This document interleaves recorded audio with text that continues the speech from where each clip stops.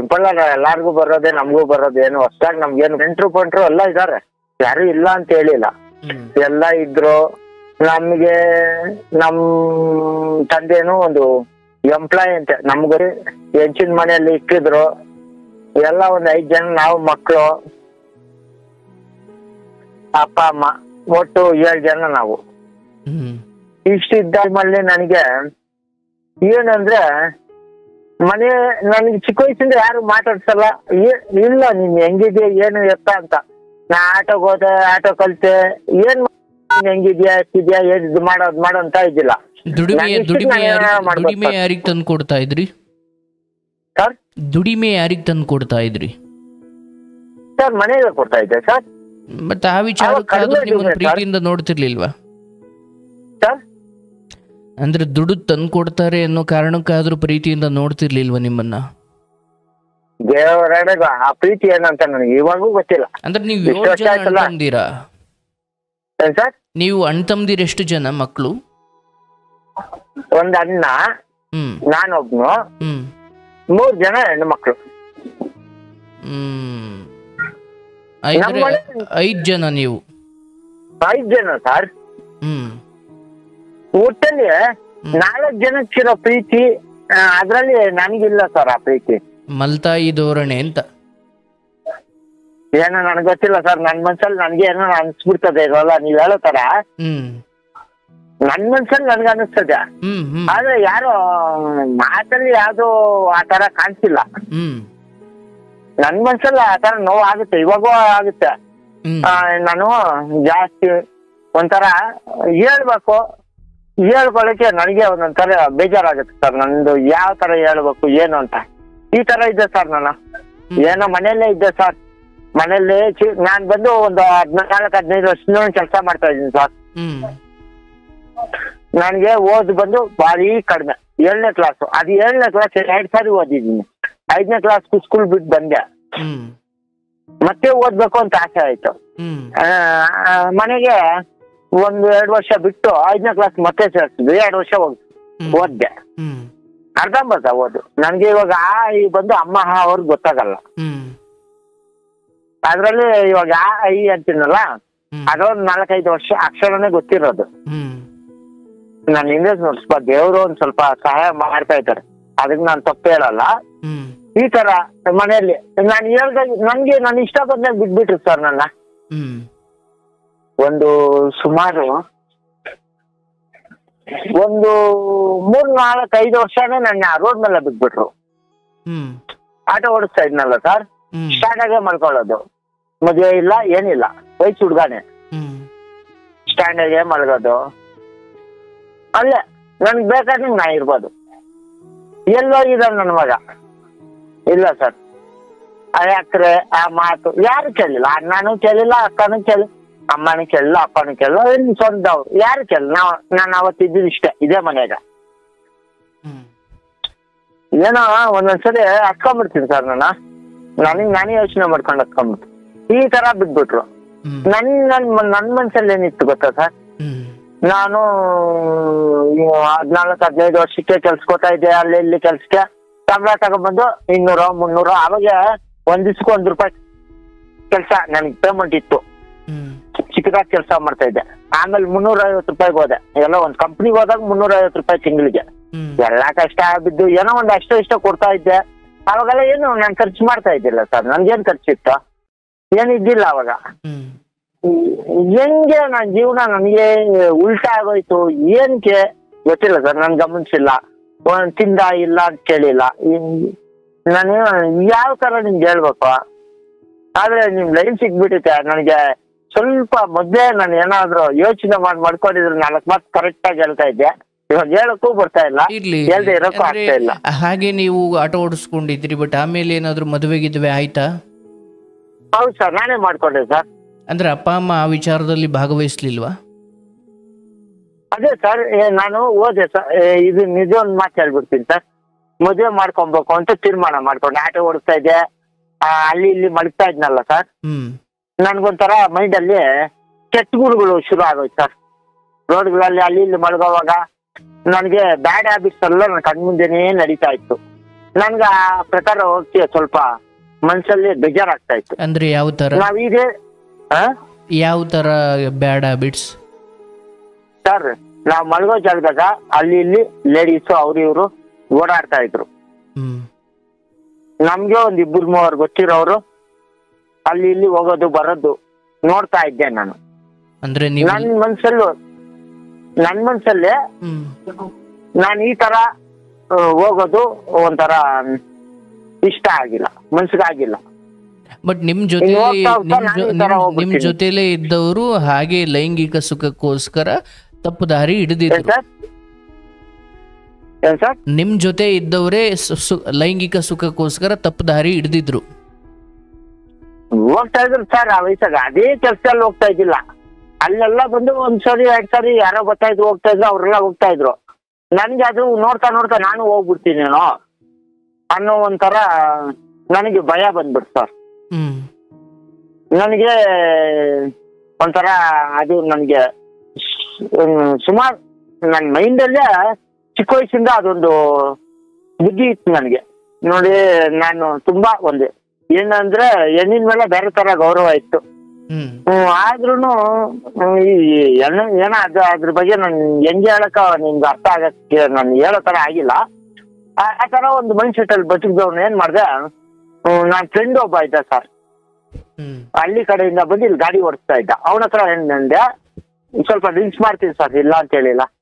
Drinks ಮಾಡೋ ಟೈಮಲ್ಲಿ ಹೇಳ್ದೆ, ಯಾವ್ದೋ ನಿಮ್ ಊರಾಗ ಹುಡುಗಿ ಇದ್ರೆ ಹೇಳೋ, ನಾನು ಮದುವೆ ಮಾಡ್ಕೊತೀನಿ ತಮಾಷೆಗೆ ಹೇಳ್ದೆ ಸರ್. ನನ್ ಮೈಂಡ್ ಅಲ್ಲಿ ಇಲ್ಲಿ ಅಲ್ಲಿ ನಾನು ಹೋಗಿ ಕೆಟ್ಟೋದಕ್ಕಿಂತ ಯಾರನ್ನ ಹಿಡ್ದು ಎಲ್ಲ ನಾವು ಮದುವೆ ಮಾಡ್ಕೊಂಡು ಲೈಫ್ ಸೆಟ್ಲ್ ಆಗೋಣ ಅಂತ. ಅದಕ್ಕೆ ಅವನು ಏನ್ ಮಾಡ್ದ, ಒಂದ್ ಹುಡುಗಿ ಇದ್ದಪ್ಪ ನಮ್ಮೂರಾಗ, ನೋಡ್ತೀಯ ಮಾಡ್ಕೊಂತೀಯ ಅಂದ. ಆಯ್ತಪ್ಪ ಇದ್ರೆ ನೋಡ್ರು ಮಾಡ್ಕೊಂತೀನಿ ಅಂದೆ. ಇದು ಬಂದು ಆಕಸ್ಮಿಕ ಸರ್. ಇಲ್ಲಿಂದ ಒಂದ್ ಊರ್ ಕರ್ಕೊಂಡು ಹೋದ್ರು, ಇಲ್ಲೇ ಅಲ್ಲೇ ಬೆಂಗಳೂರಲ್ಲೇ ಹಳ್ಳಿ. ನಾನು ಅವನ ಜೊತೆ ಹೋದೆ ಸರ್, ಸಿಂಪಲ್ ಆಗಿ. ಅವ್ರ ತಾಯಿ ಇದ್ರು, ಅವ್ರ ತಾಯಿ ಮೈನ್, ಯಾರು ಅವ್ರ ತಂದೆಗಿಂದ ಯಾರು ಇದ್ದಿಲ್ಲ.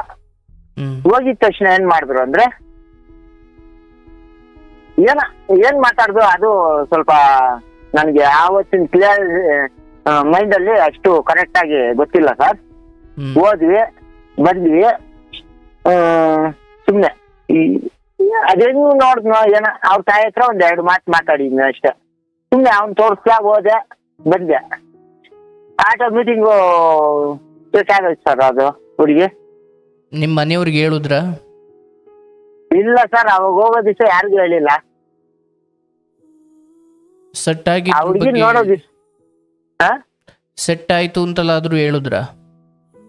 ಸೆಟ್ ಆಗಿದಲ್ಲ ಸರ್, ಎಲ್ಲ ಮುಂದೆ ನಿಂತೆ ಎಲ್ಲ ಮದುವೆ ಮಾಡಿದ್ ಸರ್ ನಮ್ಗೆ. ಅಷ್ಟು ಕಡಿಮೆ ನಾನ್ ಬಿಟ್ಟಿಲ್ಲ ಸರ್ ನಮ್ ತಾಯಿ ಮನೆಯಲ್ಲಿ. ಆಯ್ತು, ಮುಂದೆ ಇಂಥ ಹುಡುಗಿ ನೋಡಿದ್ವಿ, ಇಂಥವ್ರು ಬರ್ಬೇಕು. ಎಲ್ಲ ಬಂದ್ರು ಸರ್, ನಮ್ ತಂಗಿ ಗಂಡ, ನಮ್ ತಾಯಿ, ನಮ್ಮಪ್ಪ ಎಲ್ಲ ಬಂದ್ರು, ನಮ್ ದೊಡ್ಡಮ್ಮ ಎಲ್ಲ ಬಂದ್ರು.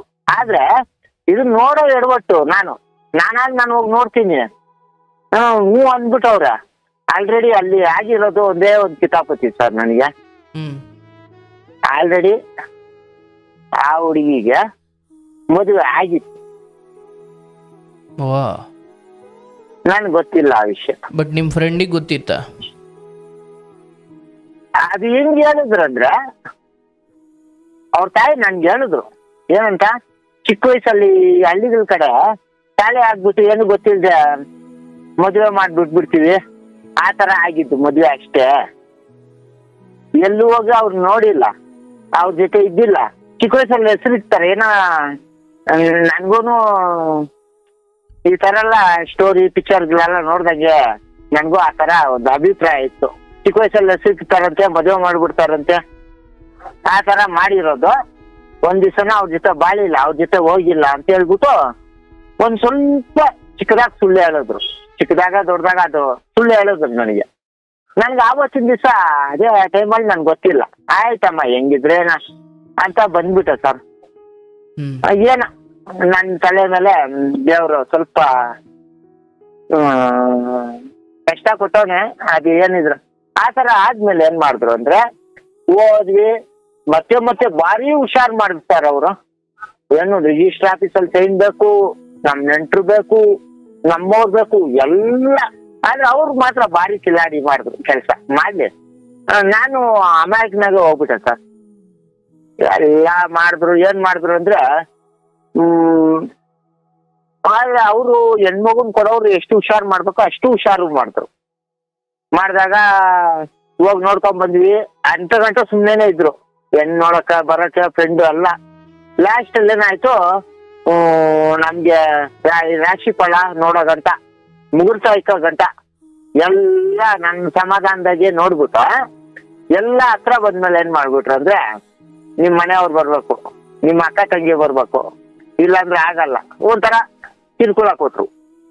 ನಾನು ಚಿಕ್ಕ ವಯಸ್ಸಿಂದ ನಾನು ಹೇಳಿದ್ದೆ ನಡಿಬೇಕು ಸರ್. ನಾನೊಂಥರ ಹೊರಟು ಈ ತರ ಬದುಕಿದವನು. ಸರಿ ಎಲ್ಲಾನು ಸರ್ ಇವತ್ತಿಗೂ ದೇವ್ರು ನನಗೆ ಅದೊಂದು, ಯಾಕಂದ್ರೆ ನನ್ನ ಹತ್ರ ಒಂದ್ ಸ್ವಲ್ಪ ಕರೆಕ್ಟ್ ಆಗಿ ನಡ್ಕೊಂಡಿರೋದಕ್ಕೆ ಇವತ್ತಿಗೂ ಯಾರು ಕರೆದ್ರು ಬರ್ತಾರೆ. ಅಕ್ಕ ಕರೆದ್ರು ಬರ್ತಾರೆ, ತಂಗಿ ಕರೆದ್ರು ಬರ್ತಾರೆ. ನಾನ್ ಕರೆದ್ರು ನನ್ ಮುಂದೆ ಬರ್ಬೇಕು. ಯಾಕಂದ್ರೆ ತುಂಬಾ ಕಷ್ಟ ಬಿದ್ದಿದ್ದೀನಿ ಸರ್. ಅವಾಗ ನಿಯತ್ತೈತಿ, ಇವತ್ತಿಗೂ ಐತೆ, ಇಲ್ಲ ಅಂತ ಹೇಳಲ್ಲ. ನಾನು ಹೋಗಲ್ಲ ಯಾರ ಹತ್ರ. ಹಂಗಿದ್ದವ್ರ ಎಲ್ಲಾರ್ನು ಕರೆಸ್ತೇವೆ ಸರ್. ಅಕ್ಕ ತಂಗಿ ಅಣ್ಣ ತಮ್ಮ ಎಲ್ಲಾರ್ನು ಕರೆಸ್ತೇವೆ. ಅವ್ರ ಮುಂದೆ ನಿಲ್ಲಿಸ್ತೇವೆ ಸರ್. ನಿಲ್ಸ್ಬಿಟ್ಟು ನಮ್ ದೊಡ್ಡಮ್ಮ ಒಂದ್ ಸತ್ತೋದ್ರು. ಇವಾಗ ಆ ತಾಯಿ ಹೇಳಿದ್ರು, ನೋಡಪ್ಪ ಇವ್ರು ಇಷ್ಟೊಂದು ಏನೋ ಎಲ್ಲ ಪ್ಲಾನ್ ಮಾಡಿ ಏನೋ ಮಾಡ್ತಾರೆ, ನೀನು ಏನೋ ಇದ್ರಲ್ಲಿ ತೊಂದ್ರೆ ಐತಂದ್ರು. ನಾನಂದೆ, ಇಲ್ಲ ದೊಡ್ಡಮ್ಮ, ನಾವ್ ನಿಯತ್ತಾಗಿದ್ದೀವಿ ದೊಡ್ಡಮ್ಮ, ದೇವ್ರಿದ್ದಾರೆ ನಮ್ಗೆ ಅಂತ ಹೇಳ್ದೆ. ಅವರು ನಾನ್ ಏನ್ ಹೇಳಿಲ್ಲ, ಬಂದು ಹೋದ್ರಿ. ಏನೋ ಅದು ಗೊತ್ತಿಲ್ಲ ಸರ್, ಇದೆಲ್ಲ ಹೇಳ್ಬೇಕು ಅನ್ನಿಸ್ತದೆ, ಸ್ವಲ್ಪ ಬೇಜಾರಾಗುತ್ತೆ ಸರ್. ಈ ತರ ಸ್ವಲ್ಪ ತೊಂದ್ರೆಯಲ್ಲಿ ಬಿದ್ದು ಎಲ್ಲ ಮಾಡ್ಕೊಂಡೆ ಸರ್. ಇವಾಗ ಒಂದು 15 ವರ್ಷದ ಮಗು ಇವಾಗ 10th ಬರೀತದೆ ಸರ್.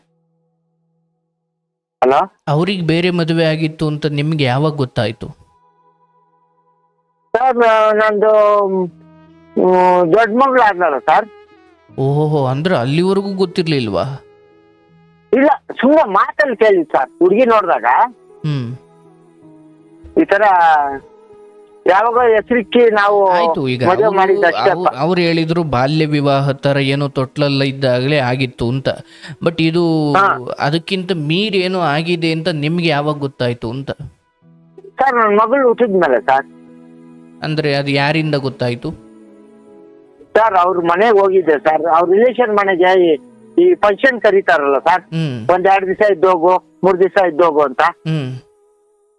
ಆ ತರ ಅವ್ರ ಚಿಕ್ಕಕ್ಕನ ಮನೆಗೆ ಹೋಗಿದೆ ಸರ್. ಹೋದಾಗ ಏನಾಯ್ತಂದ್ರೆ ಅವ್ರದ್ದು ಮ್ಯಾರೇಜ್ ಫೋಟೋ ಇಕ್ಕಿದ್ದಾರೆ. ಅಂದ್ರೆ ನಿಮ್ ಹೆಂಡತಿ ಮ್ಯಾರೇಜ್? ಹಾ, ಓಹೋ, ಮೊದ್ಲಾಗಿತ್ತಲ್ಲ. Okay okay.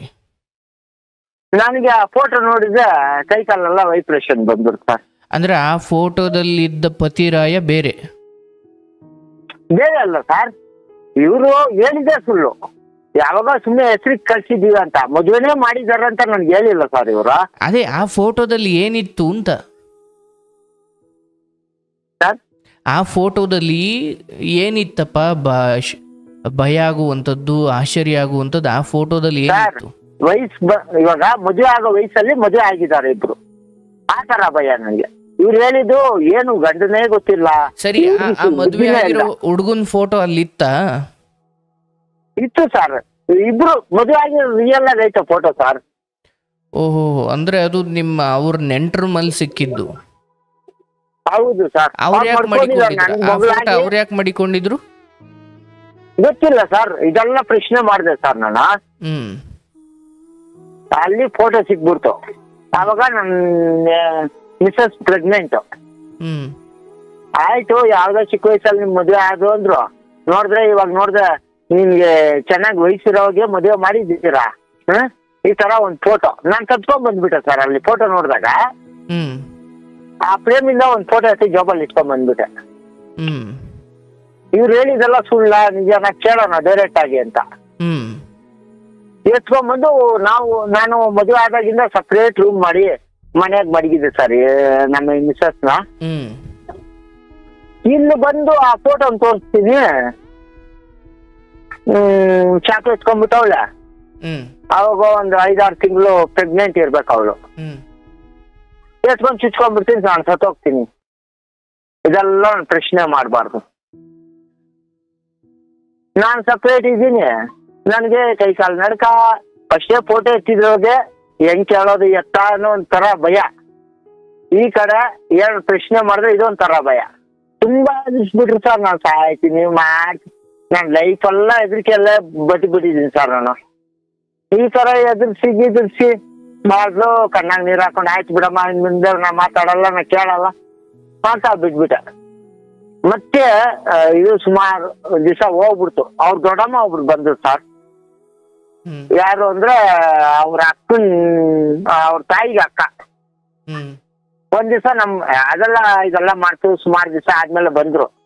ನನ್ಗೆ ಯಾವಾಗ ಕಿರ್ಕುಳ ಸರ್, ನನ್ಗೆ ನನ್ ಮನೇಲಿ ಕಿರ್ಕುಳನೆ, ಇವತ್ತಿಗೂ ಕಿರ್ಕುಳನೆ. ಏನೋ ನನ್ಗೆ ಯಾವ ತರ ಕಿರುಕುಳ, ಏನ್ ಕಿರುಕುಳ ಸರ್? ಏನ್ ಕಿರುಕುಳನಪ್ಪ ಅಂದ್ರೆ ಸರ್, ಪಕ್ಕದ ಸೇರ್ಸೋದ್ರಲ್ಲಿ ಯಾವತ್ತಿಗೂ ನನ್ನ ಅವಾಯ್ಡ್ ಮಾಡೋದೆ. ಸರಿ, ಆ ಮದುವೆ ಕಿತ್ತು ಹೋಗ್ಲಿಕ್ಕೆ ಏನ್ ಕಾರಣ ಸರ್? ನಾನು ಬೆಂಗಳೂರಿಂದ ಹೋದವನು. ಒಟ್ಟೆಲ್ಲ ಮದುವೆ ಆಗಿರೋದೆ ಅವ್ರ ರಿಲೇಷನ್ ಅಲ್ಲಿ. ನನ್ಗೆ ಅಕ್ಕಪಕ್ಕ ಅವ್ರ ರಿಲೇಷನ್ ಅವರು 1-2 ಮಾತು ಹೇಳಿರೋದು ಮಾತ್ರ ನನ್ಗೆ ಗೊತ್ತು, ಏನಂತ ಹೆಚ್ಚಿಗೆ ಗೊತ್ತಿಲ್ಲ. ಹೊಡಿತಾ ಇದ್ನಂತೆ, ಅವನು ಬಡಿತಾ ಇದ್ನಂತೆ ಅಂತ ಹೇಳ್ತಾ ಇದ್ರು ಅವರು. ನನ್ಗೆ ಕ್ಲಿಯರ್ ಆಗಿ ಗೊತ್ತಿಲ್ಲ ಸರ್, ಕಣ್ಣಿಂದ ನೋಡಿಲ್ಲ, ಏನು ನನ್ಗೆ ಗೊತ್ತಿಲ್ಲ. ನೀವು ಮದುವೆ ಆದಾಗ ಈ ಹುಡುಗಿಗೆ ಎಷ್ಟು ವರ್ಷ ಸರ್? ನೀವು ಮದುವೆ ಆದಾಗ ಈ ಹುಡುಗಿಗೆ ಎಷ್ಟು ವರ್ಷ, ನಿಮ್ಮ ಹೆಂಡತಿಗೆ? ಸರ್, ಒಂದು 20 ಇರ್ಬೋದು ಅನ್ಸ್ಕೊಂತೀನಿ ಸರ್ ನಾನು. Okay okay. ಅವಾಗೆಲ್ಲ ಹಳ್ಳಿಗಳ ಕಡೆ 16-15, ಮ್ಯಾಕ್ಸಿಮಮ್ ಒಂದು 16-15ರಲ್ಲೇ ಇವ್ರಿಗೆ ಆಗಿರ್ಬೇಕೇನೋ, ನನ್ಗೆ ಗೊತ್ತಿಲ್ಲ. ಅವ್ರ ತಾಯಿನೂ ಮುಚ್ಚಿಟ್ರು, ಅವ್ರ ಕಡೆಯವರು ಮುಚ್ಚಿಟ್ರು. ಆಮೇಲೆ ನಿಮಗೆ ಅವ್ರ ಸಂಬಂಧಿಕರು ಮನೆಗೆ ಹೋದಾಗ ಗೊತ್ತಾಯ್ತು. ಅದನ್ನ ಕೇಳಿ ಆದ್ಮೇಲೆ ಸಾಯ್ತೀನಿ, ಚುಚ್ಕೊಳ್ತೀನಿ ಅಂತ ಹೆದರಿಸಿದ್ರು. ಇವತ್ತಿಗಾದ್ರೂ ಚೆನ್ನಾಗಿದ್ದೀರಾ ಗಂಡ ಹೆಂಡತಿ? ಸರ್, ನಾನ್ ಚೆನ್ನಾಗಿರ್ಬೇಕಂದ್ರೆ ನಾನ್ ಚೆನ್ನಾಗಿ ಓಡಿಸ್ಕೊಂಡು ಹೋಗ್ತಾ ಇದ್ದೀನಿ. ಇವಾಗೂ ಚೆನ್ನಾಗಿ ಓಡಿಸ್ಕೊಂತ ಇದ್ದೀನಿ ನಾನು ನನ್ನ ಲೈಫ್ನ. ನನ್ನಲ್ಲೇ ಒಂದು ಕೊರ್ಗ ಐತೆ ಸರ್. ಏನ್ ಗೊತ್ತಾ ಸರ್? ಹೆಂಡತಿ ಮಕ್ಳು ಜೊತೆ ಚೆನ್ನಾಗಿದ್ದೀರಾ? ಚೆನ್ನಾಗಿದ್ದೀನಿ ಸರ್. ನಾನು ಚೆನ್ನಾಗಿದ್ದೀನಿ ಅಂದ್ರೆ ಮನ್ಸಲ್ಲಿ ಚೆನ್ನಾಗಿದ್ದೀನಿ. ಅವ್ರಿಗೆ ಇಷ್ಟ ಬಂದಂಗೆ ನಾನ್ ನಡ್ಕೊಂಡು ಹೋಗ್ತಾ ಇದ್ದೀನಿ ಸರ್. ಯಾಕಂದ್ರೆ ಅವ್ರಿಗೇನೋ ತಂದಾಕ್ಬೇಕಾ ತಂದಾಕ್ತೀನಿ, ಇಂತ ಬಟ್ಟೆ ಬೇಕಾ ಇಂತ. ಇವಾಗೂ ಏನ್ ಮಾಡೋರು ಗೊತ್ತಾ ಸರ್? 2.5 ಲಕ್ಷ ನನ್ ಮಗಳಿಗೆ. ಇವಾಗ ನೆಕ್ಸ್ಟ್ ಕಾಲೇಜಿಗೆ ಹೋಗ್ಬೇಕು. 2.5 ಲಕ್ಷ ಅಡ್ಮಿಷನ್ಗೆ ಒಂದ್ ಕಾಲೇಜ್ ನೋಡೋರು ಸರ್. ನಂದು ಚೀಟಿ ಹಾಕಿ ಸೇವ್ ಮಾಡಿದ್ದೀನಿ ನಾನು. ಇವಾಗ 2.5 ಲಕ್ಷ ಬರ್ತದೆ ಈ ಇಯರ್ ಅಲ್ಲೇ. ಅದನ್ನ ಎತ್ಕೊಂಡೋಗಿ ಮೂಡುಬಿದ್ರೆ ಹತ್ರ ಆಳ್ವಾಸಲ್ಲಿ ಆಗ್ಬೇಕಂತೆ ಅಡ್ಮಿಷನ್ ಮಾಡಿಸೋದು. 1 ಇಯರ್ ಸರ್ ಅದು. ಹ್ಞೂ ಅಂತ ಹೇಳಿದೀನಿ ನಾನು. ದೇವ್ರನಿಗೆ ಹೇಳ್ತೀನಿ ಸರ್, ನನಗೆ ಬದುಕಕ್ಕೆ ತುಂಬಾ ಇಷ್ಟ ಕಮ್ಮಿ. ಯಾಕಂದ್ರೆ ಆಗಲ್ಲ ಸರ್, ಈ ಬೆಂಗಳೂರಲ್ಲಿ ದುಡ್ಡು ಏನು ಕೆಳಗಡೆಯಿಂದ ಬರಲ್ಲ, ಕಷ್ಟ. ನನಗೆ ಕಣ್ಣಾಗ ನೀರು ಬಂದ್ಬಿಡ್ತದೆ. ಇವಾಗೆಲ್ಲ ಕಷ್ಟ ಜಾಸ್ತಿ ಆಗುತ್ತೆ. ಏನೋ 30 ರೂಪಾಯಿ ಅವಾಗ ಕೊರೋನಾಗ ಮುಂಚೆ ಸ್ವಲ್ಪ ಬರ್ತಾ ಇತ್ತು, ಇವಾಗ ಸ್ವಲ್ಪ ಬರ್ತದೆ. ಆದ್ರೆ ನಮ್ಗೆ ಅತಿ ಮೀರಿ ಆಸೆ ಬಂದ್ಬಿಡ್ತದೆ ಜನಗಳಿಗೆ ದುಡ್ಡು ನೋಡಿದ್ರ. ಆತರ ನಮ್ಮ ಮನೆಯಲ್ಲೆಲ್ಲ ಆಸೆ ಬಂದ್ಬಿಟ್ಟೈತೆ. ನನಗೆ ಅದು ಭಯ ಬಂದ್ಬಿಟ್ಟೈತೆ. ನೀವು ಹೇಳಕ್ ಹೋದ್ರೆ ಕೇಳಲ್ಲ ಸರ್. ಇವಾಗ ಕಷ್ಟ ಐತೆ, ನಮ್ಗೆ ದುಡ್ಮೆ ಕಡಿಮೆ ಐತೆ ಅಂತ ಹೇಳಕ್ಕೆ ಆಗಲ್ಲ ಸರ್ ಇವಾಗ ಇರೋ ಜನಗಳಿಗೆ. ಏನ್ ಮನೆಗಿರೋರ್ಗೆ ಏನ್ ಹೇಳ್ತೀರಿ ಸರ್? ಅವತ್ತು ನಡೆದಿದೆ ಇವತ್ತು ನಡಿಬೇಕು. ಯಾರಿಗೂ ಹೇಳಕ್ ಆಗಲ್ಲ. ಏನೋ ನನಗೆ ನೋಡಿ ಸರ್, ಅರ್ಧ ಮಾತು ಮಾತಾಡ್ಬೇಕು, ಅರ್ಧ ಮಾತು ಮಾತಾಡಕ್ಕೆ ಆಗ್ತಾ ಇಲ್ಲ. ಎಷ್ಟೋ ಒಂದು ಹೇಳ್ಕೊಬೇಕು, ಹೇಳಕ್ ಆಗ್ತಾ ಇಲ್ಲ. ಏನೋ ಆದ್ರೆ ನಿಮ್ ಹತ್ರ ಮಾತಾಡೋ ಒಂದು ದೇವ್ರ ಹತ್ರ ಮಾತಾಡ್ದಾಗೆ ನಾನು ನಿಮ್ದು ಸೇವ್ ಮಾಡಿಕ್ಕಿರೋದು ಏನಂತ ಮಾಡಿಕ್ಕಿದೀನಿ ಗೊತ್ತಾ ಸರ್? ಫೋನಾಗ ಮಾನವ ದೈವ ಅಂದ್ರೆ ಅರ್ಥ ಏನ್ ಗೊತ್ತಾ? ನನಗೆ ಒಂಥರ ಮನುಷ್ಯನ ದೇವ್ರ ನೀವೇ ಇವಾಗ ನಾನ್ ನೋಡ್ತಾ ಇರೋದ್ರಿಂದ. ಅಂತ ಜನನೂ ಇದಾರೆ ಭೂಮಿ ಮೇಲೆ. ನಿಮ್ಮಂತವ್ರಿಂದ ಸ್ವಲ್ಪ ಜನಕ್ಕೆ ಹೆಲ್ಪ್ ಆಗ್ಲಿ ಸರ್. ಬಟ್ ಮಗಳು ಹೇಗಿದ್ದಾಳೆ ನಿಮ್ ಜೊತೆ? ಎಲ್ಲ ಚೆನ್ನಾಗಿದ್ದಾರೆ. ಅಂದ್ರೆ ತಾಯಿ ತರನೇ ಆಕೆನು ಹಠನ ಅಥವಾ ಅಪ್ಪ ಅನ್ನೋ ಪ್ರೀತಿ ಜಾಸ್ತಿ ಇದೆಯಾ? ಅಪ್ಪ ಅನ್ನೋ ಪ್ರೀತಿ ಜಾಸ್ತಿ ಇದೆ ಸರ್. ನಾನೇನ್ ಮಾಡ್ತೀನಿ ಅಂದ್ರೆ ತಾಯಿ ಮೇಲೆ ಪ್ರೀತಿ ತೋರಿಸೋ ತರ ಹುಡುಗಿಗೆ ಮೈಂಡ್ ಡೈವರ್ಷನ್ ಮಾಡ್ತೀನಿ ಸರ್. ಗಂಡಸರು ಏನನ್ನ ಆಗ್ಲಿ ಫಸ್ಟ್ ತಾಯಿ ಹತ್ರ ಪ್ರೀತಿ ಇಟ್ಕೊಂಡ್ರೆ ಮೈನ್ ಅವ್ರೇ ಬೇಕು. ಆ ತರ ಅವ್ರ ಮೈಂಡ್ ಸೆಟ್ ಎಲ್ಲ ಅವ್ರ ತಾಯಿ ಏನಂದ್ರು ಆ ತರ ತಿಳಿಸ್ತೀನಿ ಸರ್ ನಾನು. ಅಂದ್ರೆ ನಿಮ್ ಹೆಂಡತಿ ಬಗ್ಗೆ ಮಗಳ ಹತ್ರ ಕೆಟ್ಟದಾಗ ಏನು ಹೇಳಲ್ಲ? ಮಾತಲ್ಲಿ ಅವ್ನ ಸರ್ ಬೈದಾಗ ನನ್ಗೆ ಈ ತರ ಮೋಸ ಮಾಡ್ಕೊಳೋದೆಲ್ಲ ಹೇಳ್ಬಿಟ್ಟಿದೀನಿ ಆಲ್ರೆಡಿ. ಆದ್ರೂ ನಾರ್ಮಲ್ ಇದ್ದಾಗ ನಾನು ಹೇಳೋದು, ಅಮ್ಮ ಏನಿದ್ರು ತಾಯಿಗಿಂತ ಯಾರು ಇಲ್ಲ ಅನ್ನೋ ತರ ಮಕ್ಕಳಿಗೆ ನನ್ ಯಾವಾಗ ಪ್ರತಿಯೊಂದು ಟೈಮಲ್ಲಿ ಹೇಳೋದು. ಯಾಕಂದ್ರೆ ಅವರೇ ಎಲ್ಲ ನೋಡುತ್ತಾರೆ, ಒಂದು ಊಟ ಇಕ್ಕೋದು ಅವ್ರೆ, ಕೇರ್ ತಗೊಳ್ಳೋದು ಜಾಸ್ತಿ.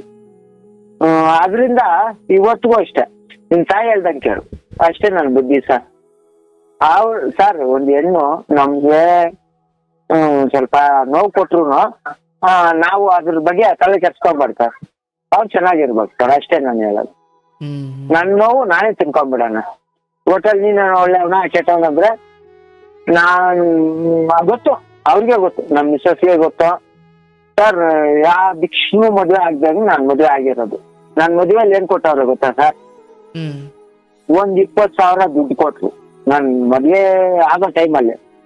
ಮತ್ತೆ ನನಗೆ 20,000 ಕೊಟ್ಟಾಗ ನನ್ಗೆ ಒಂದು 50-60,000 ಖರ್ಚಿತ್ತು ಸರ್.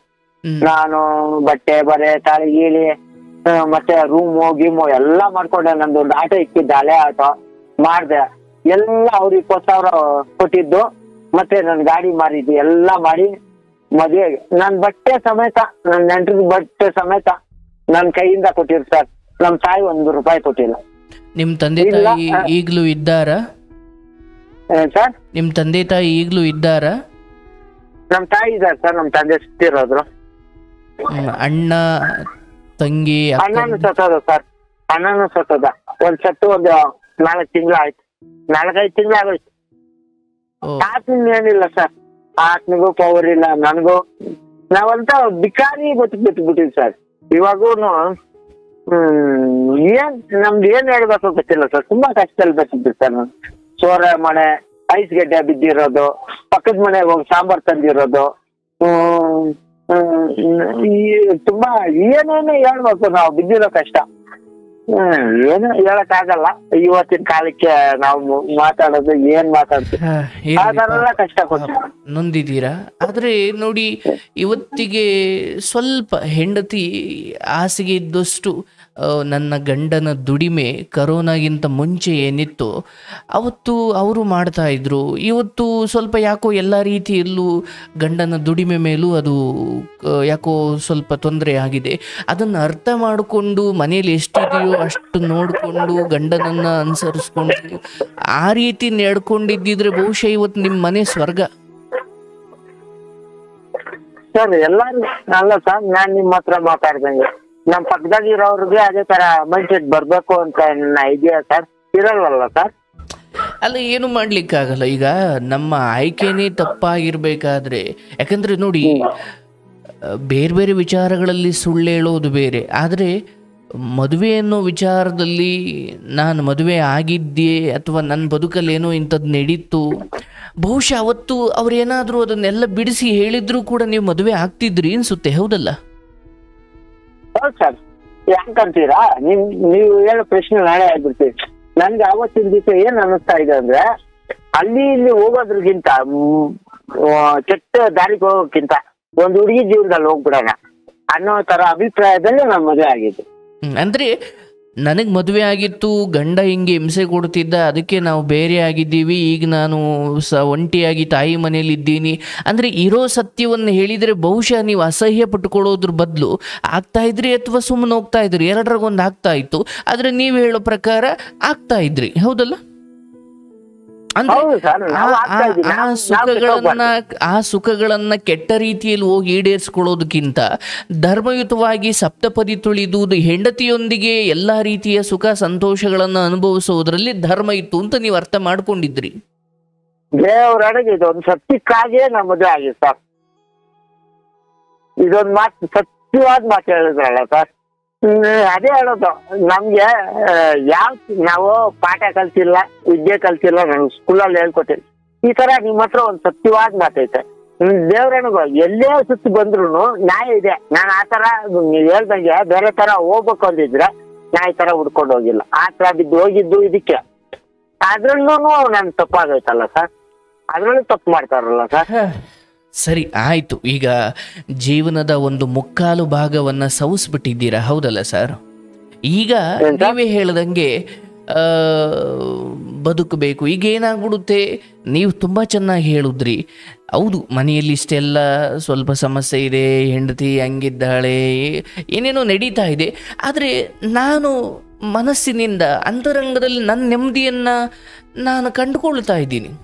ಅಂದರೆ ಮನೇಲಿ ಹಿಂಗಿದೆಯಲ್ಲ ಅಂತ ನೇಣಾಕೊಂಡು ಸಾಯ್ಬೋದಿತ್ತು, ಆದರೆ ನಾನು ಹಂಗೆ ಮಾಡ್ಕೊಂಡಿಲ್ಲ.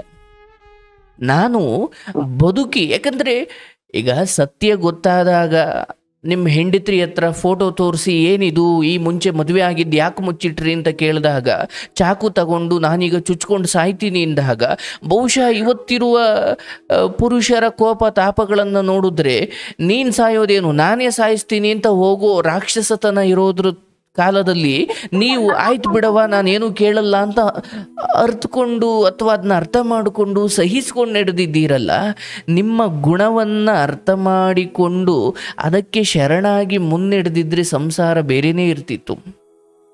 ಆದರೆ ಇವತ್ತು ಆಯಿತು, ಮಗಳ ಕಾಳಜಿಯನ್ನ ಮಾಡ್ತಿದ್ದಾರೆ ನಿಮ್ಮ ಹೆಂಡತಿ, ಏನೋ ಯಾವ ಕಾಲೇಜಿಗೆ ಸೇರಿಸಬೇಕು. ಬಟ್ ಏನಂದರೆ ಈಗ ನಿಮ್ಮ ಕೈಲಾದಷ್ಟು ದುಡೀರಿ, ಆರೋಗ್ಯ ಚೆನ್ನಾಗಿ ನೋಡ್ಕೊಳ್ಳಿ. ಯಾಕಂದರೆ ಎಲ್ಲ ಚೆನ್ನಾಗಿದ್ದ ಸಮಯದಲ್ಲೇ ಹೆಂಡತಿ ಸ್ವಲ್ಪ ಹಂಗೆ ಹಿಂಗೆ ಏನೋ ಮಾಡ್ತಿದ್ದಾರೆ, ಆಡ್ತಿದ್ದಾರೆ, ನಡ್ಕೊಳ್ತಿದ್ದಾರೆ. ಏನೋ ಒಂಚೂರು ಕೆಳಗಡೆ ಬಿದ್ದು ದುಡಿಮೆನೂ ನಿಂತು ಹೋಯಿತು, ಕಾಯಿಲೆ ಬಂದು ಅಂಟ್ಕೊಳ್ತು ಅಂದರೆ ಬೇಡ. ಆ ನರಳಾಟದ ಬದುಕು ನಿಮಗೆ ಬೇಡ. ಅದೇನು ಬಂದಷ್ಟು ಬರಲಿ. ಈಗ ನಾನು ಮಗಳನ್ನು ದೊಡ್ಡ ಕಾಲೇಜಲ್ಲಿ ಓದಿಸ್ಬೇಕು, ಎಲ್ಲ ಮಾಡಬೇಕು ಅಂದ್ಕೊಂಡು ಚಪ್ಪಡಿ ತಲೆ ಮೇಲೆ ಎಳ್ಕೊಳ್ಳೋಕ್ಕಾಗಲ್ಲ, ಅಥವಾ ಅನ್ಯ ಮಾರ್ಗದಲ್ಲಿ ಕೆಟ್ಟ ಮಾರ್ಗದಲ್ಲಿ ಹೋಗಿ ದುಡಿಯೋಕ್ಕಾಗಲ್ಲ. ನಾನು ಹೇಳೋದು, ಮನೆಗೇನು ಕೊಡಬೇಕು, ಮನೆಗೇನು ಮಾಡಬೇಕು ಕರ್ತವ್ಯ ಅಂದುಕೊಂಡು ಅದನ್ನು ಮಾಡಿ, ಅದ್ರ ಜೊತೆಗೆ ಈ ದುಃಖದಲ್ಲಿ ಯಾವುದೇ ಕೆಟ್ಟ ಚಟಕ್ಕೆ ಭಾಗಿಯಾಗಬೇಡಿ. ಯಾಕಂದರೆ ದೇಹ ಹೋಗ್ತಾ ಹೋಗ್ತಾ ಏನು ಯೌವನ ಬರಲ್ಲ, ಮುಪ್ಪಾಗುತ್ತೆ, ಹೌದಲ್ಲ? ಹೋಗ್ತಾ ಹೋಗ್ತಾ ವಯಸ್ಸಾಗುತ್ತೆ, ಹೋಗ್ತಾ ಹೋಗ್ತಾ ಮಾಂಸಖಂಡವೆಲ್ಲ ಕರಗಿ ಹೋಗಿ ಮೂಳೆಯ ಹಂತಕ್ಕೆ ಬಂದು ನಿಲ್ಲುತ್ತೆ, ನಿಶಕ್ತಿ ಆಗುತ್ತೆ. ಇದು ದೇಹದ ಧರ್ಮ. ದೇಹಕ್ಕೂ ಒಂದು ಧರ್ಮ ಇದೆ. ಅದು ತೊಟ್ಟಿಲಿನಿಂದ ಯೌವನ, ಯೌವನದಿಂದ ವಯಸ್ಕದಿಂದ ಮುಪ್ಪಿನಿಂದ ಸಾವು. ಅಂದರೆ ಆ ಬೆಳವಣಿಗೆ ದೇಹವನ್ನು ಯಾಂತ ಜ್ಞಾನಿನೂ ತಪ್ಪಿಸ್ಕೊಳ್ಳೋಕ್ಕಾಗಲ್ಲ. ಹಾಗಿರ್ಬೇಕಾದ್ರೆ ದೇಹದ ಕಡೆ ಕಾಳಜಿ ಕೊಡಿ. ಯಾವುದೇ ಚಟಗಳಿದ್ರು ನೀವು ನನ್ನ ಹತ್ರ ಮುಚ್ಚಿಡ್ಬೋದು, ಆದರೆ ದಯವಿಟ್ಟು ನಾನು ನಿಮ್ಮ ಕೈ ಮುಗಿದು ಕೇಳ್ಕೊಳ್ತೀನಿ, ಕಷ್ಟಪಟ್ಟಿದ್ದೀರಾ, ಎಷ್ಟೊಂದು ನೋವು ಪಟ್ಟಿದ್ದೀರಾ, ಆದರೆ ನಿಮ್ಮ ಕತೆ 4 ಜನಕ್ಕೆ ಸ್ಫೂರ್ತಿ ಅನ್ನೋದಕ್ಕಿಂತ ಎಚ್ಚೆತ್ಕೊಳ್ಳಿಕ್ಕೆ ಒಂದು ಮಾರ್ಗ. ಯಾಕಂದರೆ ಅವತ್ತು ನಾನೊಂದು ಹೆಣ್ಣನ್ನು ಮದುವೆ ಆಗಬೇಕು ಫ್ರೆಂಡ್ ತೋರಿಸ್ದ, ಆ ಸಮಯದಲ್ಲಿ ಏನು ಹೆಚ್ಚು ವಿಚಾರಣೆ ಮಾಡಲಿಲ್ಲ, ಯಾಕಂದರೆ ನನ್ನ ಮನೆ ಕಡೆನೂ ನನಗೆ ಯಾರೂ ಸಪೋರ್ಟ್ ಇರಲಿಲ್ಲ. ಬಿಡು, ಈ ಹೆಣ್ಣಾದರೂ ನನ್ನ ಬದುಕಿಗೆ ಬೆಳಕಾಗ್ತಾಳೆ ಅನ್ನೋ ಉದ್ದೇಶದಲ್ಲಿ ಎಲ್ಲೂ ಹೆಚ್ಚು ವಿಚಾರಿಸ್ಲಿಕ್ಕೆ ಹೋಗ್ಲಿಲ್ಲ ನೀವು, ಹೌದಲ್ಲ? ಅದೊಂದು ಚಿಕ್ಕ ವಯಸ್ಸಿಂದ ನನಗೆ ಅದೊಂದು ಅದನ್ನೇ ಈಗ ನಿಮ್ಮ ಕತೆ ಕೇಳಿದವರು ಮದುವೆ ಕೇಳಿಸ್ಕೊಳಪ್ಪ, ಮದುವೆ ಆಗಬೇಕು ಅಂದುಕೊಂಡಿರೋರು ನಿಮ್ಮ ಕತೆ ಕೇಳಿ ಆದ್ಮೇಲೆ ಹೌದಪ್ಪ ಮದುವೆ ಆಗಬೇಕು, ಈ ವರ್ಷದಲ್ಲಿ ಆಗ್ಬಿಡ್ಬೇಕು, ವಯಸ್ಸಾಯ್ತೈತೆ, ಈ ಕಾರಣಗಳನ್ನ ಕೊಟ್ಟುಕೊಂಡು ಹಿಂದು ಮುಂದೆ ಗೊತ್ತಿಲ್ಲದೆ ಸುಮ್ಮನೆ ಹೋಗಿ ಮದುವೆ ಆಗೋದ್ರಿಂದ ಇಡೀ ಜೀವನ ಪೂರ್ತಿ ಹೆಂಗ್ ನರಕ ಅನುಭವಿಸ್ಬೇಕು ಅನ್ನೋ ನಿಮ್ಮನ್ನ ನೋಡಿ ಕಲಿಬೇಕಲ್ಲ. ಹೌದು ಸರ್, ಅದೇ ನಮ್ಗೆ ನೋಡಿ ಸರ್, ಒಂದು ಕೆಟ್ಟಕ್ಕೆ ಹೋಗ್ಬೇಕು, ಇಲ್ಲ ಒಳ್ಳೆ ತನಕ ಹೋದ್ರು ಒಳ್ಳೆ 4 ಜನರ ಹಿಂದೆ ಹೋಗ್ಬೇಕು. ನಮ್ಗೆ ಎಲ್ಲ ಗೊತ್ತು ಅಂತ ಹೋದವನು ಉದ್ಧಾರ ಆಗಲ್ಲ ಸರ್. ನನ್ಗೆಲ್ಲ ಗೊತ್ತು, ಇವತ್ತಿಗೂ ಹೇಳ್ತೀನಿ ಸರ್, ನನ್ಗೆಲ್ಲ ಗೊತ್ತು, ನನ್ಗೆ 40 ಜನ ಗೊತ್ತು, ಇವತ್ ಕಲ್ರು 40 ಜನ ಬರ್ತಾರೆ. ಆದ್ರೆ ನನ್ಗೇನು ಆಸ್ತಿ ಅಂತಸ್ತಿಲ್ಲ, ಮಾತು ಈಗ ಕಷ್ಟ ಬಿದ್ದಿರೋದು. ನಿಮ್ಮಿಂದ 40 ಜನ ಬರ್ತಾರೋ 40,000 ಜನ ಬರ್ತಾರೋ, ಅಂತಿಮವಾಗಿ ಆ ಜನಗಳು, ಆ ಬೆಂಬಲ, ಆ ಚಪ್ಪಾಳೆ ಇವೆಲ್ಲ ನಿಮ್ಮ ಗೆಲುವಿನ ಜೊತೆ ಇರ್ತವೆ ಹೊರತು ದುಃಖದ ಜೊತೆ ಚಪ್ಪಾಳೆಗಳು ತುಂಬಾ ದಿನ ಇರಲ್ಲ. ಸೋಲಿನ ಜೊತೆ ಇವತ್ತೈತೆ ಸರ್, ನನ್ಗೆ ಚಪ್ಪಾಳೆ ಇವತ್ತು ಐತೆ. ನನ್ಗೆ ಕೇಳಿಸ್ಕೊಳ್ಳಿ, ಒಂದು ನಾವು ಕೆಳಗಡೆ ಬಿದ್ದಾಗ ಸೋಲು ಅಂದರೆ ದುಃಖ ಅಂದರೆ ನಿಮ್ಮ ವ್ಯವಹಾರದಲ್ಲಿ ನೀವು ಜಾಸ್ತಿ ದುಡಿತಾ ಇಲ್ಲ ಅಥವಾ ಕಷ್ಟ ಬಂದಿದೆ ಅಂತ ಅಲ್ಲ. ಹೋಗ್ತಾ ಹೋಗ್ತಾ ಹೋಗ್ತಾ ಹೋಗ್ತಾ ಹೋಗ್ತಾ ನಮಗೆ ಇನ್ನೊಬ್ಬರ ಸಹಾಯ ಬೇಕು ಅನ್ನೋ ಪರಿಸ್ಥಿತಿಗೆ ದೇಹ ಹೋಗಿ ನಿಂತ್ಕೊಳ್ಳುತ್ತೆ. ಹೌದಲ್ಲಪ್ಪ? ಹೌದು ಸರ್. ಯಾರೂ ಬಂದು 24 ಗಂಟೆ ದಿನದ 24 ಗಂಟೆ ಬಂದು ನಮ್ಮ ಚಾಕರಿ ಮಾಡಲ್ಲ. ಹೌದೌದು. ಆ ಸಮಯದಲ್ಲಿ ನಮಗಾಗೋದು ಹೆಂಡತಿ, ಮಕ್ಕಳು, ಮೊಮ್ಮಕ್ಕಳು ಇವರೇ. ಹೌದಲ್ಲಪ್ಪ? ಆ ಸಮಯದಲ್ಲಿ ಈಗ ನನಗೆ 40 ಜನ ಗೊತ್ತು, 400 ಜನ ಗೊತ್ತು, ಸರಿ ಆಯಿತು ಗೊತ್ತು. ಆದರೆ ಎಲ್ಲರಿಗೂ ಅವ್ರದ್ದೇ ಆದ ಒಂದು ಬದುಕಿದೆ. ಏನು ಒಂದು ಅರ್ಧ ದಿನ ಬರ್ಬೋದು, ಒಂದು ಅರ್ಧ ಗಂಟೆ ಬರ್ಬೋದು, ಆದರೆ ಜೀವನ ಪೂರ್ತಿ ಜೊತೆ ಇರಲಿಕ್ಕೆ ಯಾರ ಕೈಲೂ ಆಗಲ್ಲ. ಈ ಸತ್ಯವನ್ನು ನಾವು ಮೊದಲು ಅರ್ಥ ಮಾಡ್ಕೊಳ್ಬೇಕು. ಇಲ್ಲ ಸರ್, ನಾನು ತುಂಬ ಜನ ಸಂಪಾದನೆ ಮಾಡಿಬಿಟ್ಟಿದ್ದೀನಿ. ಅರೆ, ಜನ ಸಂಪಾದನೆ ಮಾಡಿದ್ದೀರಾ, ಅದು ಪುಣ್ಯವೇ ಹೌದು. ಆದರೆ ಜನ ಸಂಪಾದನೆ ಮಾಡಿದಾಗ ಜನರ ದುಃಖಕ್ಕೆ ನಾವಾದರೆ ಜನ ನಮ್ಮ ಜೊತೆ ಇರ್ತಾರೆ.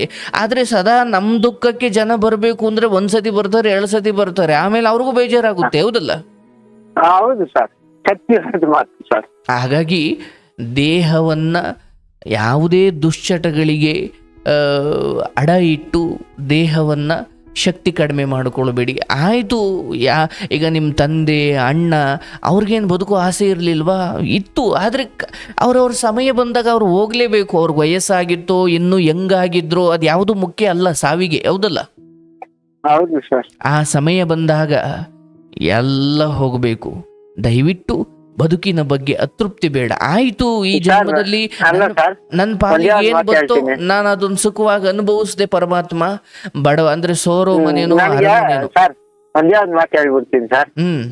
ನನಗೆ ನಾವು ಹುಟ್ಟೋವಾಗ ಅಳ್ತಾ ಹುಟ್ತೀವಿ, ಸಾಯೋವಾಗ ಅಳ್ತಾ ಸತ್ತೋಗ್ತೀವಿ.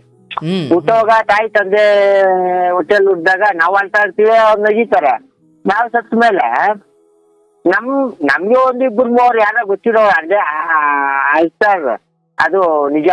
ಈ ತರ ಒಂಥರ ನನಗೆ ಮಧ್ಯದಾಗ ಬರೋದಲ್ಲ, ಏನು ಇದೊಂಥರ ನಾಟಕ, ಇದೊಂಥರ ಜೀವನ, ಒಂಥರ ಬೇಸರ ಆಗ್ಬಿಟ್ಟಿದೆ ಸರ್. ಎಲ್ಲರದ್ದು ಒಂದು ಪಾತ್ರ ಸರ್.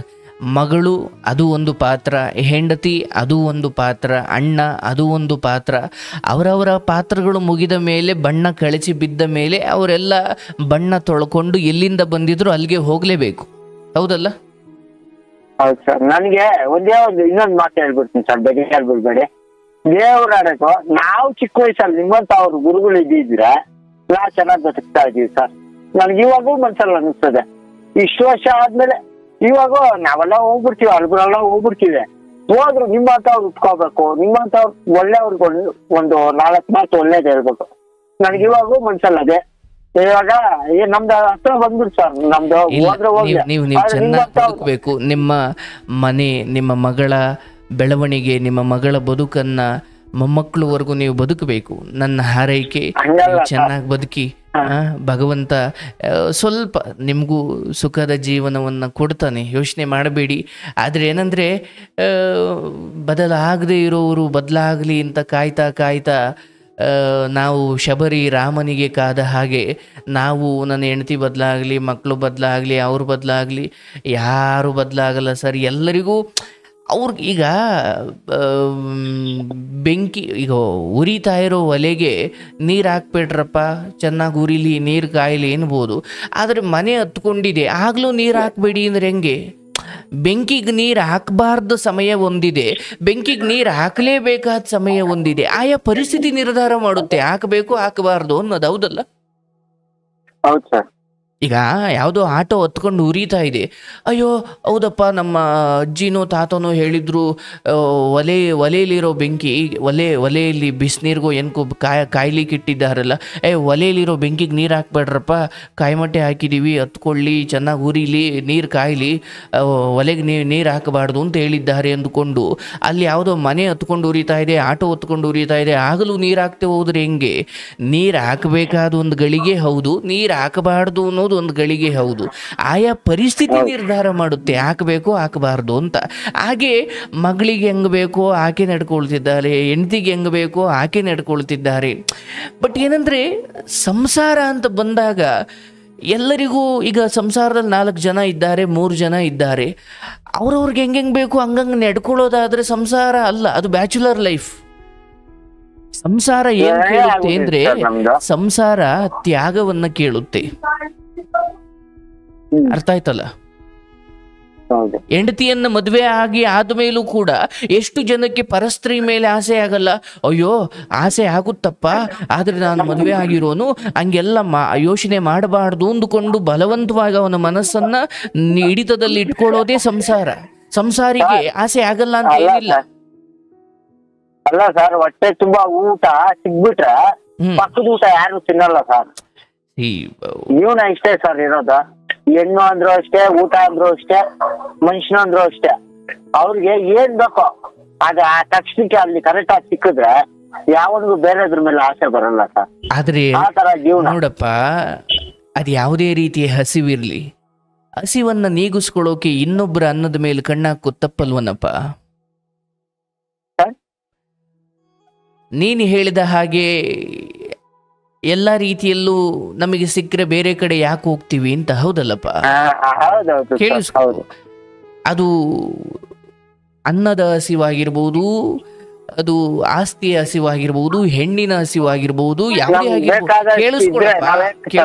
ಕೇಳಿಸ್ಕೊ, ಧರ್ಮ ನಿಮಗೆ ಹೆಂಗ ಬೇಕು ಹಂಗ ಬರ್ಕೊಳ್ಳೋದಲ್ಲ ಅದು. ನಮಗೆ ಇಲ್ಲಿ ನಮಗೆ ಇಲ್ಲಿ ಊಟ ಸಿಕ್ಕಿದ್ರೆ ನಾವ್ ಯಾಕೆ ಬೇರೆ ಕಡೆ ಹೋಗ್ತಿದ್ದೋ ಅಂತ. ಅಂದ್ರೆ ನಮ್ಮ ಪ್ರಾಚೀನರು, ನಮ್ಮ ಹಿರಿಯರು ಹೇಳ್ತಾರೆ, ಹಸ್ಕೊಂಡಿದ್ರು ಪರವಾಗಿಲ್ಲ, ಇನ್ನೊಬ್ಬರು ನಮ್ಮದಲ್ಲದ ಅನ್ನದ ಮೇಲೆ ನಾವು ಕಣ್ಣು ಹಾಕಬಾರ್ದು. ನೀವ್ ಹೇಳ್ತೀರಾ, ಅಯ್ಯೋ ನನ್ಗೆ ಊಟ ಸಿಗ್ಲಿಲ್ಲ ಅದಕ್ಕೆ ನಾನು ಬೇರೆ ಕಡೆ ಹೋದೆ. ನನಗೆ ಅನ್ನ ಸಿಗದೆ ಹೋದ್ರೆ ದುಡ್ಕೊಂಡು ತಿನ್ಬೋದು. ಅಂದ್ರೆ ಹಸಿವನ್ನು ನೀಗಿಸ್ಕೊಳ್ಳಿಕ್ಕೆ ಅದರದೇ ಆದ ಧರ್ಮದ ದಾರಿಗಳು ಅಂತ ಇದ್ದಾವೆ. ಸ್ವಲ್ಪ ನಿಧಾನಕ್ಕೆ ಯೋಚನೆ ಮಾಡಿದ್ರೆ ಆ ಧರ್ಮದ ದಾರಿಗಳ ಮೂಲಕ ಹೋಗ್ಬೇಕೆ ಹೊರತು, ನನಗಿಲ್ಲಿ ಇವಳು ಊಟ ಕೊಡ್ಲಿಲ್ಲ ಅದಕ್ಕೆ ನಾನು ಬೇರೆ ಹೋದೆ ಅಂದ್ರೆ, ಊಟ ಸಿಕ್ಕಿಲ್ಲ ಅಂದ ಮಾತ್ರಕ್ಕೆ ನನ್ನದಲ್ಲದ್ರ ಮೇಲೆ ನಾನು ಆಸೆ ಪಟ್ಟು ತಿಂದ್ರೆ, ಸೇವಿಸಿದ್ರೆ, ಅನುಭವಿಸಿದ್ರೆ ಆ ಸುಖ ತೀರಿ ಆದ್ಮೇಲೆ ಭಯದಲ್ಲಿ ಬದುಕಬೇಕಾಗುತ್ತೆ. ಹೌದಲ್ಲ?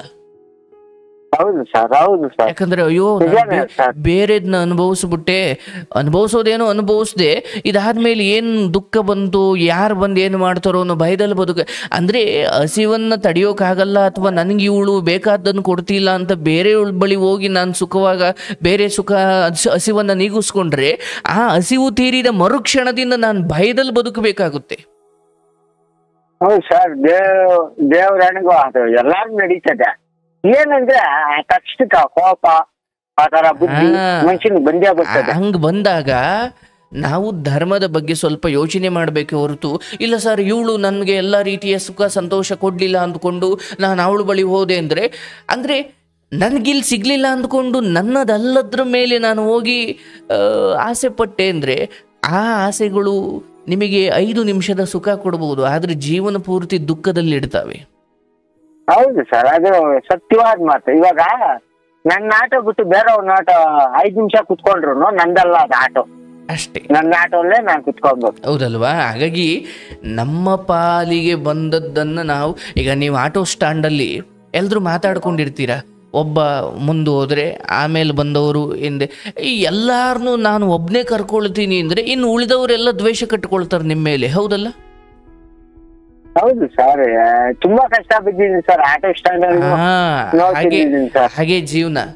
ನಮಗೆ ಎಷ್ಟು ಕಸ್ಟಮರ್ಸ್ ಬಂದ್ರಲ್ಲ ಅವ್ರನ್ನ ಸೇಫಾಗಿ ಕರ್ಕೊಂಡು ಹೋಗಿ ನಮ್ಮ ಕರ್ತವ್ಯವನ್ನು ಪಾಲನೆ ಮಾಡೋದೇ ಧರ್ಮ. ಇನ್ಯಾರಿಗೂ ಒಂದ್ ಸ್ವಲ್ಪ ಜಾಸ್ತಿ ದುಡಿಮೆ ಆಗ್ಬೋದು, ನಮಗೆ ಅದ್ರ ಮೇಲೆ ಕಣ್ಣು ಹೋಗ್ಬಾರ್ದು. ಸರ್ ನನಗೆ ಅದು ಆ ಬುದ್ಧಿ ಇಲ್ಲ ಸರ್. ಅಲ್ಲಲ್ಲ, ನಾನು ಜೀವನಕ್ಕೆ ಹೇಳಿದ್ದು ಅದು ಆಟೋದಲ್ಲಿ ವಿಚಾರ ಅಂತ ಅಷ್ಟೇ ಅಲ್ಲ, ಎಲ್ಲ ವಿಚಾರದಲ್ಲೂ ಅಷ್ಟೇ. ನಮಗೆ ಕಪ್ಪುಗಿರೋ ಹುಡುಗಿ ಸಿಗ್ಬೋದು, ಇನ್ನೊಬ್ರಿಗೆ ಯಾರೋ ಬೆಳ್ಳಗಿರೋ ಹುಡುಗಿ ಸಿಗ್ಬೋದು, ಇನ್ಯಾರಿಗೆ ಯಾರೋ ಶ್ರೀಮಂತರು ಹುಡುಗಿ ಸಿಗ್ಬೋದು. ಅಯ್ಯೋ ನನ್ಗಿಂತವಳು ಅವನಿಗಂತವಳು, ನನ್ನ ಪಾಲಿಗೆ ಏನು ಬಂತು ಅದಷ್ಟೇ ನಂದು. ಹೌದು ಸರ್, ನಾನು ಇವಾಗೂ ಹೇಳ್ತೀನಿ ಸರ್, ನನಗೆ ನೋಡಿ ಸರ್ ಅರ್ಥ ಮಾಡ್ಕೊಬೇಕು ಅಷ್ಟೇ ನನ್ನ ಮನಸ್ಸಲ್ಲಿ ಇರೋದು. ಅರ್ಥ ಆಯ್ತು. ನಿಮ್ಮ ಶ್ರೀಮತಿಯವರು ಅದೊಂದು ಸ್ವಲ್ಪ ಪರಿಸ್ಥಿತಿ ಬಿಗಡಾಯಿಸಿದೆ, ಆಟೋ ಓಡಿಸ್ತಿದ್ದಾರೆ, ಅವ್ರಿಗೂ ಕಷ್ಟ ಆಗಬಾರ್ದು, ತಡಿಯಪ್ಪ ಆತರ ಏನೋ ಒಂದ್ ಸ್ವಲ್ಪ ಅರ್ಥ ಮಾಡ್ಕೊಂಡ್ರೆ ನಮ್ಗೂ ಒಂದ್ ಸ್ವಲ್ಪ ಮೈಂಡ್ ಸೆಟ್ ಫ್ರೀ ಆಗುತ್ತೆ. ನಿಜ ನಿಜ ನಿಜ. ಕಷ್ಟ ಎಷ್ಟೋ ಐತೆ. ಮಗಳಿಗೋಸ್ಕರ ಮನೆಯವ್ರಿಗೋಸ್ಕರ ಎಷ್ಟೊಂದು ತ್ಯಾಗ ಮಾಡಿದ್ದೀರಿ. ನಿಮ್ಗೆ ಒಳ್ಳೇದಾಗ್ಲಿ, ಭಗವಂತ ಚೆನ್ನಾಗಿಡ್ಲಿ, ಆರೋಗ್ಯ ಕಾಪಾಡ. ನಿಮ್ ಕೆಲಸ ಒಂದೇ ಒಂದ್ ಮಾತು, ದೇವ್ರ ನಾನ್ ನಿಜವಾಗ್ಲೇ ನಿಮ್ ಕಾಲ್ ಸಿಗ್ದಾಗ್ಲೆ ನಾನ್ ದೇವ್ರ ಇದ್ದಾನೆ ಅನ್ಸ್ಬಿಟ್ಟು. ಯಾಕಂದ್ರೆ ಒಂಥರ ಮನ್ಸಲ್ಲಿ ಆ ದೇವ್ರು ಯಾರನ್ನೇ ಯಾರ ದೇವ್ರನ್ನ ನೆನ್ಸ್ಕೊಳ್ಳೆ, ಒಂಥರ ದೇವಸ್ಥಾನಕ್ಕೆ ಹೋದ್ರೆ ದೇವ್ರ ಮಕ್ಕ ದರ್ಶನ ಮಾಡ್ದಂಗೆ, ನಿಮ್ ಕಾಲ್ ಸಿಕ್ಕಿದ್ರೆ ದರ್ಶನ ಆದಂಗೆ. ನನಗೆ ನಾನು ಒಂಥರ ಅನ್ಎಕ್ಸ್ಪೆಕ್ಟೆಡ್ ಆಗಿ ಇದು ನಿಜಾನ, ಇವ್ರು ಮಾತಾಡ್ ನಿಜ, ನನ್ನ ಹತ್ರ ಮಾತಾಡ್ತಾರ ಇಲ್ವಾ, ಇದೆಲ್ಲ ತಪ್ಪು ಕಲ್ಪನೆ ಅನ್ನೋ ತರ ನಿಮ್ ಕಾಲ್ ಮಾಡಿದ್ ನಾನು. ಭಗವಂತ ನೋಡಿ ನಿಜವಾಗ್ಲು ಇಂಥವ್ರು ಇದ್ದಾರ, ಇವ್ರೆಲ್ಲ ಸುಮ್ನೆ ಟಿವಿಯಲ್ಲಿ ಬರೋ ತರ ಅನ್ನೋ ತರ ನಮ್ಗೆ ಒಂಥರ ಯೋಚನೆ. ಹೋಗ್ಲಿ ನಾವು ಮಾಡಿ ನೋಡೋಣ. ಸುಮಾರು ಸಲ ಮಾಡಿದ್ದೀನಿ, ಆದ್ರೂ ರಿಂಗ್ ಬಿಸಿ ಬರ್ತಾ ಇತ್ತು. ತುಂಬಾ ಜನ ಸತ್ಯ ಗೊತ್ತಾದಾಗ ಮಾತ್ರ ಅವ್ರಿಗೂ ಅಯ್ಯೋ ಹೌದಲ್ವಾ ಅಂತ ಎಷ್ಟೋ ಜನ ಬೈಕೊಂಡೇ ಇರ್ತಾರೆ. ಏನ್ ಮಾಡ್ಲಿಕ್ಕೆ, ಅಲ್ಲಿ ಎಲ್ಲಾರ ಹತ್ರನು ಗಂಟುಗಟ್ಲೆ ಮಾತಾಡ್ಲಿಕ್ಕೆ ಆಗಲ್ಲ. ಭಗವಂತ ಯಾರ ಜೊತೆ ಮಾತಾಡೋ ಅವಕಾಶ ಕಲ್ಪಿಸ್ತಾನೋ ಅವ್ರ ಜೊತೆ ಪ್ರೀತಿಯಿಂದ ಮಾತಾಡ್ತೀನಿ. ಎಷ್ಟೋ ಜನ ದುಃಖದಲ್ಲಿರೋರು ಬೈಕೊಳ್ತಾರೆ, ಏನ್ ಮಾಡ್ಲಿ ನಾನು. ದೇವರನಿಗೆ ಹೇಳ್ತೀನಿ, ನಮ್ಗೊಂದು 10 ವರ್ಷ ಇದ್ದಾಗ ನಿಮ್ಮಂತ ಗುರುಗಳು ಸಿಕ್ಕಿದ್ರೆ ನಾವ್ ಹೆಂಗೋ ಚೆನ್ನಾಗ್ ಬದುಕ್ತಾ ಇದೀವಿ ಸರ್. ಆದ್ರೆ 40 ವರ್ಷ ಆದ್ಮೇಲೆ ನಿಮ್ಮಂತ ಗುರುಗಳು ಇವಾಗ ಭೂಮಿ ಮೇಲೆ ಬರ್ತಾ ಇರ್ಲಿ. ನಿಮ್ಮ ಜೀವನ ಅನುಭವ ದೊಡ್ಡದು. ನಾನ್ ಗುರು ಅನ್ನೋದಕ್ಕಿಂತ ನೀವು ಅನುಭವಿಸಿರೋ ಕಷ್ಟ ಎಲ್ಲವೂ ನನ್ನ ಜ್ಞಾನಕ್ಕೆ, ನಿಮ್ಮ ಅನುಭವ ನಮ್ಗೆ ಒಂದ್ ತಿಳುವಳಿಕೆ ಗುರು ಸಿಕ್ಕಿಲ್ಲ ಸರ್. ನಮ್ಗ ಯಾವಾಗೋ ಜನಗಳೇ ಸಿಕ್ಕಿದ್ರು ನಾವು ಚಿಕ್ಕ ವಯಸ್ಸಲ್ಲಿ. ಇವತ್ತು ಇದಾರೆ ನಿಮ್ ಮಾತು ಕೇಳೋರು ಯಾರೇ ಇಲ್ಲ. ಈ ಪ್ರಪಂಚ ಹಂಗಾಗುತ್ತೆ ಸರ್. ಆದ್ರೆ ನಿಮ್ಮಂತ ದೇವ್ರು ಇನ್ನು ಮುಂದಕ್ಕೆ ನಿಮ್ಮಂತ ಜಾಸ್ತಿಯನ್ನ ಹುಟ್ಟಿಸ್ತಾನೆ. ಯಾಕಂದ್ರೆ ನಮಗ್ ಮಾಡಿ ಪಾಪ ಅವ್ರನ್ನ ಹೋಗ್ಬಿಟ್ರು, ನಾವು ಹೋಗ್ಬಿಡ್ತೀವಿ ಅವ್ರನ್ನ ಕೇಳ್ದವ್ರು. ಆದ್ರೆ ನಿಮ್ಮಂತ ಅವ್ರು ಇನ್ ಮುಂದಕ್ಕೆ ಬರ್ಬೇಕು, ಇನ್ನ ಚಿಕ್ಕ ಮಕ್ಕಳಿಗೆ ಎಲ್ಲರಿಗೂ ಒಳ್ಳೆ ಬುದ್ಧಿ ತೋರಿಸ್ಬೇಕು. ಎಲ್ಲ ಕೆಟ್ಟವ್ರು ಕೆಟ್ಟಾಗೆ ಹೋಗ್ಬಿಡ್ಲಿ ಸರ್, ನನ್ಗೊಂದು ಆಸೆ ಅಷ್ಟೇ. ಯಾಕಂದ್ರೆ ಎಂದಾದ್ರೂ ಆಶ್ರಮಕ್ಕೆ ಬನ್ನಿ, ನಿಮ್ಗೆ ಒಳ್ಳೇದಾಗ್ಲಿ. ಇಷ್ಟೊತ್ತು ಸಮಯ ಕೊಟ್ಟಿದ್ದಕ್ಕೆ ನಿಮಗೆ ನಾನು ಶರಣು. ಭಗವಂತ ನೆಮ್ಮದಿ ಕೊಡ್ಲಿ. ಭಗವಂತ ನಿಮ್ಮನ್ನು ಚೆನ್ನಾಗಿಡ್ಲಿ, ನಗ್ನಗ್ತಾ ಚೆನ್ನಾಗಿ ಶುಭವಾಗ್ಲಿ. ಪಾಪ ಯಾರ್ಯಾರ ಮನಸ್ಸಲ್ಲಿ ಏನೇನು ನೋವಿದೆಯೋ ಯಾರಿಗೆ ಗೊತ್ತು. ಮದುವೆಯಾದಾಗಲೇ ನೋಡಿ, ಯಾವುದೋ ಕಾರಣಕ್ಕೆ ಸಂಬಂಧಗಳು ಕಿತ್ತು ಹೋಗಿರ್ತವೆ, ಡೈವರ್ಸ್ ಆಗಿರುತ್ತೆ, ಇಂಥದ್ದೇನೋ ಆಗಿರುತ್ತೆ. ಆದರೆ ಮುಚ್ಚಿಟ್ಟು ಇನ್ನೊಬ್ಬ ಪುರುಷನನ್ನ ಮದುವೆ ಆಗೋದು ಬಹಳ ದೊಡ್ಡ ತಪ್ಪು.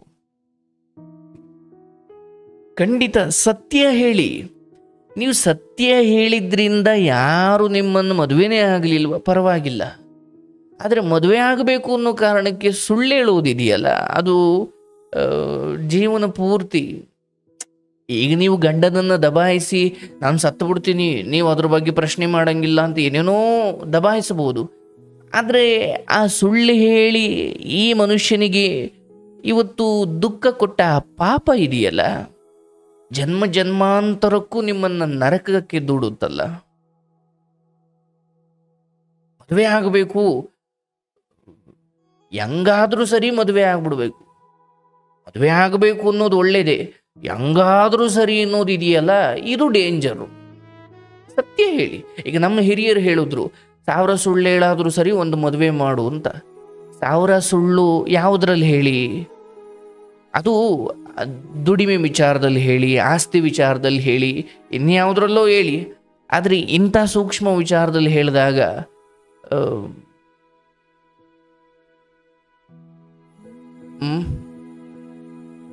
ಸ್ವಲ್ಪ ಬಹಳ ಆಸೆ ಪಟ್ಟು ಮದುವೆಯಾದವರ ಹೃದಯ ಒಡೆದೋಗ್ಬಿಡುತ್ತಲ್ಲ. ಇರ್ಲಿ, ಹಂಗಾಗಬಾರದು. ಇವ್ರ ಹೆಂಡತಿ ಮಕ್ಕಳು ಎಲ್ಲರೂ ಒಂದಾಗಿ ನಗ್ನಗ್ತಾ ಬಾಳುವಂತೆ ಆಗಲಿ, ಇದು ನನ್ನ ಹಾರೈಕೆ.